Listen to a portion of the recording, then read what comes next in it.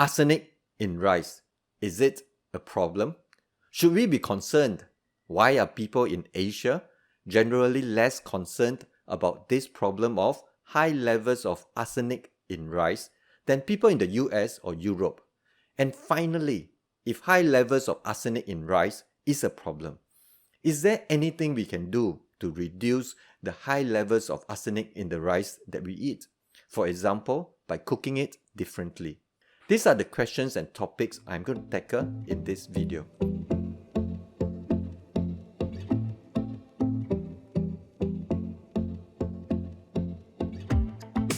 Hi, I'm Dr. Chan. I am a medical doctor from Singapore. Welcome to my channel where I cover topics related to lifestyle and dietary habits and their impact on health. Let's jump straight into the topic of today's video: arsenic in rice.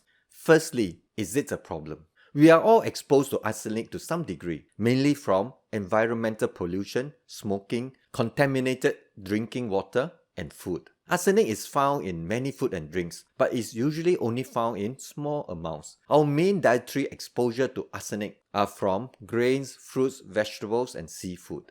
And amongst them, rice and rice products rank amongst our biggest sources of dietary arsenic. Arsenic is known to accumulate in rice at higher levels than other crops because of the way it is cultivated, especially when the rice is grown in places with arsenic-contaminated soil or irrigation water. Rice and rice products are some of the biggest dietary sources of inorganic arsenic, the more toxic form of arsenic. High levels of inorganic arsenic have been detected in many rice-based products such as rice milk, rice bran, baby rice cereals, rice crackers, brown rice syrup, etc. So yes, high levels of arsenic in rice and rice products can be a potential health problem that we should not ignore. Next, should we be concerned? Exposure to inorganic arsenic over a long period can lead to many health problems, which can take years to develop, depending on the level of exposure, affecting the skin, nerves, gastrointestinal system, other organ systems, as well as an increased risk of developing certain types of cancer. Arsenic and arsenic compounds have been classified as Group 1 carcinogens, meaning that the evidence that they cause cancer is strong. So the answer to this question is yes.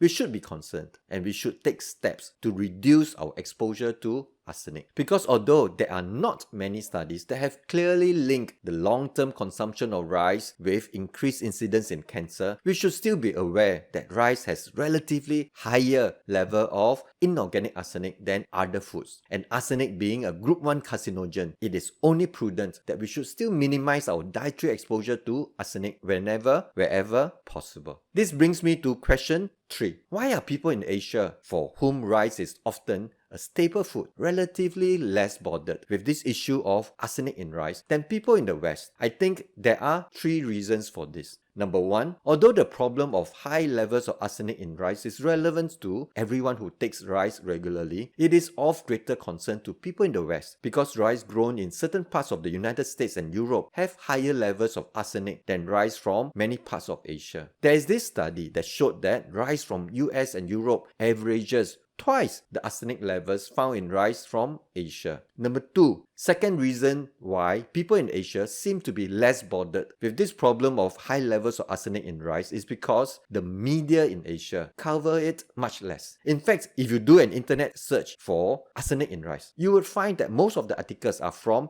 US or European-based media. Although I did find this simple and rather well-written article from Singapore's Business Times about arsenic in rice. I have a blog post where I have collated all the links to all the relevant and useful information, articles and studies about the topic of arsenic in rice. I shall put the link in the description. You might want to check that out after this video. Third reason why people in Asia seem to be less bothered with this arsenic in rice issue is because for many people in Asia for whom rice is an important staple food, reducing the consumption of rice may not even be an option that many would even begin to contemplate, high arsenic levels or not. I live in Singapore where we have 3 main ethnic groups here, the Chinese, Malays and Indians. And for all 3 groups, rice is the main staple food. Most people here have rice every day. Many may even have rice at almost every meal. I can almost imagine the response that I would get if I tell my friends, especially the older folks for whom rice is a must-have food at almost every meal, about this potential problem of high levels of arsenic in rice. I am sure many of them would say to me, there's also pollution in the air, but we still need to breathe, right? So high arsenic levels or not, we still need to eat rice, right? So for most people in Asia, where rice is a staple, instead of focusing on cutting down on rice intake, perhaps we should focus on reducing the arsenic in the rice we take. And that brings us to the last topic of this video, how to reduce arsenic levels in rice by cooking it differently. Although the level of arsenic in rice varies based on the type of rice, whether it is brown or white, and also where it comes from, whether it comes from regions where arsenic contamination is a big problem, and one can reduce arsenic exposure by choosing rice with lower arsenic levels. In this video, I want to focus on the one thing that everyone can do that will reduce the levels of arsenic in rice significantly by as much as 50 to 60%. There is this study that showed that we can significantly reduce arsenic levels in rice by cooking it in a particular way. The study showed that if we cook rice in a high water to rice ratio, as high as 6 to 10 parts of water to 1 part of rice, meaning if we boil rice the same way that we boil pasta and then drain off the excess water once the rice is cooked to the desired doneness or softness, we can reduce the arsenic levels by as much as 50 to 60%. But if we cook rice the conventional way in a much lower water to rice ratio, either in a pot over the stove or in a rice cooker, boiling off the water to dryness with no excess water left behind at the end of cooking the rice, the arsenic level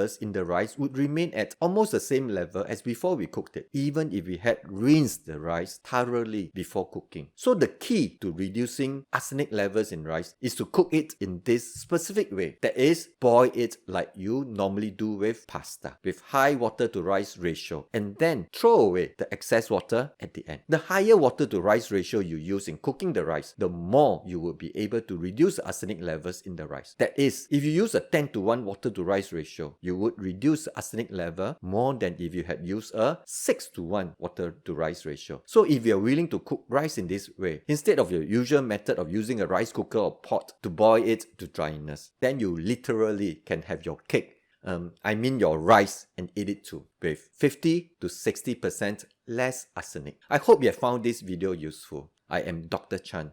Thank you for watching this episode of The Daily Dose. Let habits be thy medicine. Let's unlock the power of a healthy lifestyle and eating habits as medicine. One habit, one dose at a time.